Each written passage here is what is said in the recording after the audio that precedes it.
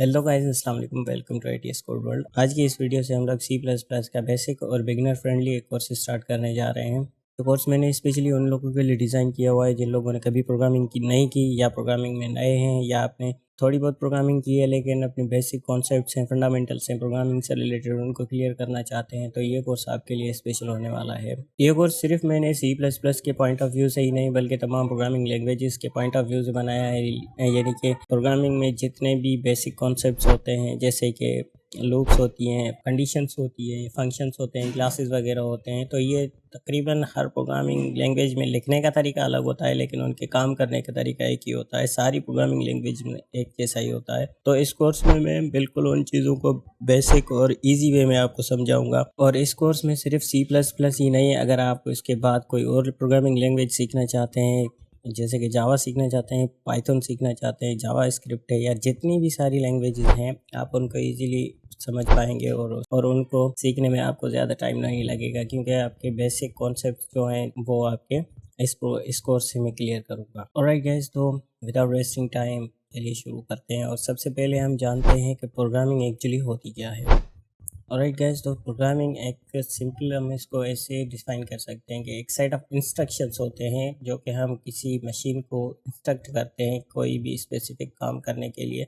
जैसे कि for example हम दो नंबर्स को ऐड करना चाहते हैं या किसी नंबर का स्क्वायर लेना चाहते हैं या सिंपली हम अपना नाम या हेलो वर्ल्ड या हेलो सी प्लस प्लस अपनी स्क्रीन पे प्रिंट करना चाहते हैं, तो उसके लिए हमें एक प्रोग्राम लिखना पड़ता है जो कि जिसमें के इंस्ट्रक्शंस होती हैं। एक्चुअली इस प्रोग्राम के थ्रू हम करना क्या चाहते हैं, तो हम मशीन को इंस्ट्रक्ट करते हैं, मशीन उसको अंडरस्टैंड करती है और उसके बाद हमें जो रिस्पांस देती है, सिंपली यही प्रोग्रामिंग है। तो अब बात कर लेते हैं सी प्लस प्लस क्या है। तो सी प्लस प्लस यहाँ पे मैंने आपकी डेफिनेशन इसकी लिखी हुई है कि सी प्लस प्लस एक statically typed general purpose high level object oriented computer programming language है। अब इसका क्या मतलब है, अब अगर आप बिगिनर हैं तो आपको ये इतने सारे वर्ड्स बहुत हेवी लग रहे होंगे, आई नो, लेकिन हम इसको एक वन बाय वन हम इसको सिंप्लीफाई करके बताता हूँ। स्टैटिकली टाइप्ड का मतलब यह होता है कि जब हम सी प्लस प्लस का एक प्रोग्राम जब हम लिखते हैं तो उस प्रोग्राम को हम दो स्टेजेस होते हैं उस प्रोग्राम को रन करने के लिए। यानी कि सबसे पहले हम उसको कंपाइल करते हैं और कंपाइल करने के बाद हम उसको रन करते हैं। अब कंपाइलेशन क्या होती है, सी प्लस प्लस का जब हम प्रोग्राम लिखते हैं तो उसको कंपाइल करते हैं, यानी कि एक सॉफ्टवेयर का हम यूज़ करते हैं जिसको हम कंपाइलर कहते हैं। वो एक्चुअली हमारे सी प्लस प्लस के प्रोग्राम को मशीन लैंग्वेज में कन्वर्ट करता है। मशीन उसको अंडरस्टैंड करके अपना जो रिस्पॉन्स देती है वो अपनी मशीन लैंग्वेज में ही देती है। यानी कि सी प्लस प्लस चूँकि एक हाई लेवल लैंग्वेज है, ये हाई लेवल यानी कि ह्यूमन फ्रेंडली लैंग्वेज है, हम ह्यूमंस को ज़्यादा समझ में आती है एज़ कम्पेयर टू मशीन। अब इसको मशीन के लिए कंपेटेबल बनाने के लिए हम एक मिडिल मैन एक सॉफ्टवेयर का यूज़ करते हैं जिसको हम कंपाइलर कहते हैं। अब वो कंपाइलर क्या करता है कि हमारे प्रोग्राम को सी प्लस प्लस से कन्वर्ट करता है एक मशीन लैंग्वेज में जिसको मशीन इजीली समझ पाती है। अब मशीन उसको अंडरस्टैंड करने के बाद उसको रिस्पॉन्स करती है और उस रिस्पॉन्स को हम अगेन कंपाइलर जो होता है वो सी प्लस प्लस यानी ह्यूमन अंडरस्टैंडेबल फॉर्मेट में वो चेंज करता है और उसके बाद हमें उसका आउटपुट मिलता है।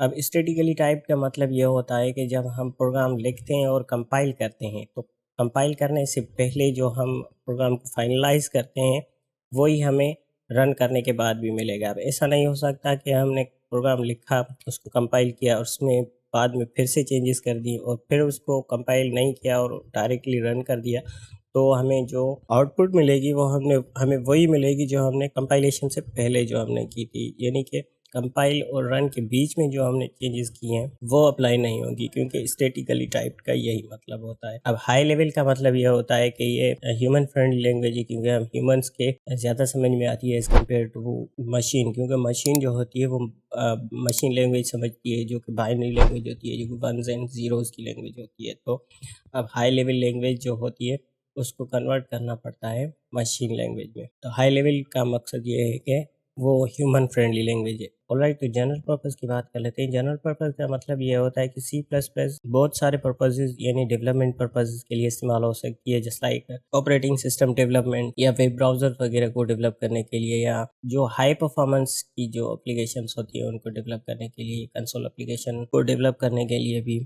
और स्पेशली ये हार्डवेयर फ्रेंडली लैंग्वेज है, तो मोस्टली जो ड्राइवर्स वगैरह होते हैं जैसे कि हम अपने सिस्टम में इस्तेमाल करते हैं साउंड के या ग्राफिक्स वगैरह के, तो ये चूँकि हार्डवेयर फ्रेंडली लैंग्वेज है तो इसलिए जो हार्डवेयर के लिए जो सॉफ्टवेयर्स हम इस्तेमाल करते हैं यानी कि ड्राइवर्स वगैरह, तो ड्राइवर्स वगैरह को मोस्टली C++ में ही डेवलप किया जाता है। अब थोड़ी सी बात कर लेते हैं हम C++ की हिस्ट्री की। तो C++ को डेनिश कंप्यूटर साइंटिस्ट ने डेवलप किया था जिसका नाम था विजेन स्ट्रस्ट्रप, और उसने सी लैंग्वेज को थोड़ा सा एक्सटेंड करके C++ एक लैंग्वेज बनाई। ये 1980s के अराउंड डेवलप हुई थी बेल लैब्स में। पहले जो हमारी सी लैंग्वेज थी उसमें जो ऑब्जेक्ट ओरिएंटेड प्रोग्रामिंग का कॉन्सेप्ट नहीं था, वो बेसिक प्रोसीजरल प्रोग्रामिंग पे बेस्ड है। यानी कि प्रोसीजरल प्रोग्रामिंग और ऑब्जेक्ट ओरिएंटेड प्रोग्रामिंग में क्या डिफरेंस है हम आगे चल के बात करेंगे, लेकिन थोड़ा बहुत मैं आपको बता देता हूँ। ऑब्जेक्ट ओरिएंटेड प्रोग्रामिंग का मतलब होता है कि हम उसमें क्लासेस वगैरह यूज़ करते हैं, हम उसमें ऑब्जेक्ट ओरिएंटेशन के जो जो फीचर्स होते हैं जैसे कि इनहेरिटेंस वगैरह, इस क्लासेस वगैरह और ऑब्जेक्ट्स कंस्ट्रक्टर्स वगैरह, इसका हम इस्तेमाल करते हैं। अब ये चीज़ें आपको थोड़ी बहुत इस वक्त समझ में नहीं आएंगी। जब हम C++ में ऑब्जेक्ट ओरिएंटेड प्रोग्रामिंग का इसको स्टार्ट करेंगे तब मैं आपको ये सारी चीज़ें डिटेल में बता दूंगा। अब अगर आपको ज़्यादा C++ की हिस्ट्री के बारे में पढ़ना है तो आप सिंपली C++ हिस्ट्री आप गूगल पे सर्च करके आप इजीली पढ़ सकते हैं। हम C++ की ज़्यादा हिस्ट्री में नहीं आते क्योंकि ये वीडियो बहुत लंबी हो जाएगी। और अब बात करते हैं कि C++ हम क्यों पढ़ते हैं और इस कोर्स के लिए मैंने C++ क्यों चूज़ की। C++ हम क्यों पढ़ते हैं इसके बारे में थोड़ी सी बात कर लेते हैं।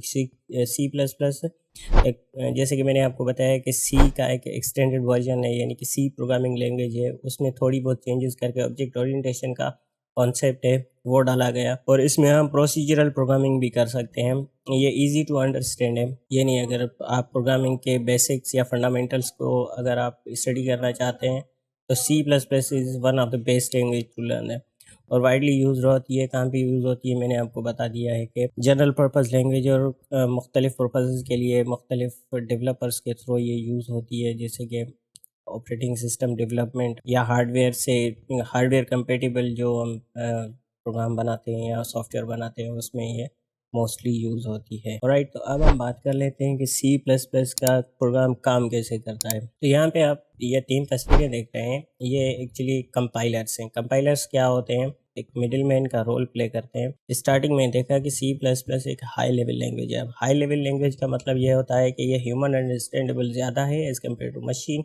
तो मशीन को इसको डायरेक्टली अंडरस्टैंड नहीं करती, तो उसके लिए हम एक मिडिल मैन का इस्तेमाल करते हैं जिसको हम कंपाइलर कहते हैं। अब कंपाइलर C++ के बहुत सारे हैं, यहाँ पे मैंने सिर्फ 3 मेंशन किए हैं, लेकिन बहुत सारे हैं। उसके अलावा अगर आप नोटपैड में भी अगर प्रोग्राम लिखना चाहते हैं तो कर सकते हैं, आप VS कोड का इस्तेमाल करना चाहते हैं तो कर सकते हैं।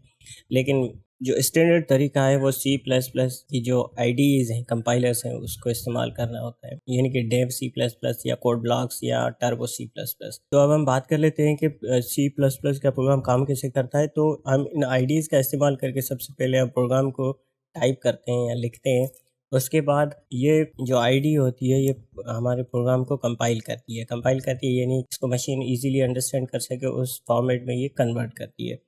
और मशीन जो रिस्पांस देती है वो भी ऑब्वियसली मशीन लैंग्वेज में ही होता है। तो वो यानी कंपाइलर जो होता है हमारा दोनों काम करता है, C++ को मशीन लैंग्वेज में और अगेन मशीन लैंग्वेज को C++ या ह्यूमन अंडरस्टैंडेबल फॉर्मेट में कन्वर्ट करता है। और उसके बाद जब ये कंपाइल हो जाता है तो उसके बाद ये एग्जीक्यूट होता है। अब इस कोर्स में हम लोग डेव C++ का इस्तेमाल करेंगे डेवलपमेंट आईडी के तौर पे, लेकिन मोस्ट ऑफ द कॉलेजेस या यूनिवर्सिटीज़ में अब भी टर्बो C++ पे पढ़ाया जाता है। अब टर्बो C++ की बात करें तो ये एक पुराना कंपाइलर है या पुरानी आईडी आप इसको कह सकते हैं, और Dev C++ as compare to turbo C++ थोड़ी नई है। अब टर्बो C++ और डेव C++ के प्रोग्रामिंग में थोड़ा बहुत डिफरेंस होता है। जब हम अपना अगली वीडियो में मैं आपको बताऊंगा, जब हम अपना पहला प्रोग्राम लिखेंगे तो वो मैं आपको डेव में भी बताऊंगा और टर्बो में भी बताऊंगा कि दोनों में क्या डिफरेंस है, क्योंकि टर्बो आज भी मुख्तलिफ इंस्टीट्यूट में पढ़ाया जाता है इस पर। तो 1-2 प्रोग्राम हम इसमें भी देखेंगे। और तीसरा जो है वो कोड ब्लॉक्स है। कोड ब्लॉक्स और डेव C++ में कोई डिफरेंस नहीं है, आप दोनों में से किसी का भी इस्तेमाल कर सकते हैं। जैसे हम डेव में प्रोग्राम लिखेंगे वही सेम प्रोग्राम आप कोड ब्लॉक्स में भी रन कर सकते हैं, लेकिन टर्बो C++ में जब हम प्रोग्राम करते हैं तो उसके जो प्रोग्रामिंग का जो सिंटैक्स होता है यानी कि मेथड होता है थोड़ा डिफरेंस होता है, कुछ ज़्यादा मेथड हमें यूज़ करने पड़ते हैं टर्बो C++ में प्रोग्राम लिखने के लिए। तो अगली वीडियो में हम अपना फर्स्ट प्रोग्राम लिखेंगे, दोनों में मैं आपको प्रोग्राम रन करके बताऊंगा, टर्बो C++ में भी और डेव में भी। तो आज की वीडियो इंट्रोडक्टिव थी, हम इसको इतना ही रखते हैं, इतना ज़्यादा लंबा नहीं करते। आई होप कि आपको वीडियो पसंद आई होगी। अगर आपको वीडियो पसंद आई है तो लाइक कीजिएगा, शेयर कीजिएगा और चैनल को ज़रूर सब्सक्राइब कीजिएगा।